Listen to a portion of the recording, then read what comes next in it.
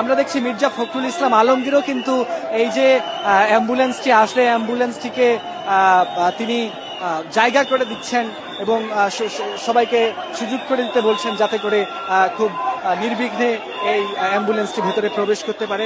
আমরা কিন্তু সেই দৃশ্যটি এই মুহূর্তে এখানে দেখলাম এবং সুখ জনতার একটি বড় ভিড় আমরা এখানে লক্ষ্য করছি। আমরা দেখছি যে পুলিশ, সেনাবাহিনী সহ তারা কিন্তু এখানে এটি নিয়ন্ত্রণের চেষ্টা করছেন এবং আমরা এখনো দেখছি সেই দুপুরের পর থেকে এখন পর্যন্ত একের পর এক এই যে অ্যাম্বুলেন্স আসছে।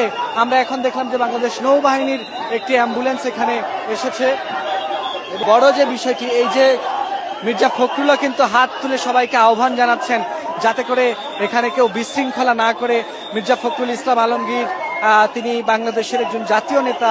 এই মুহূর্তে দেখছি যে এখানে বিএনপির যে মহাসচিব মির্জা ফখরুল ইসলাম আলমগীর, বিএনপির দলের একজন শীর্ষ নেতা, তিনি কিন্তু এই মুহূর্তে এখানে এসেছেন এবং তিনি এখানে যে যারা আহতরা, যারা এখানে অগ্নিদগ্ধ হয়ে পুড়ে গেছেন তাদের খোঁজ খবর নিতে কিন্তু তিনি এখানে এসেছেন।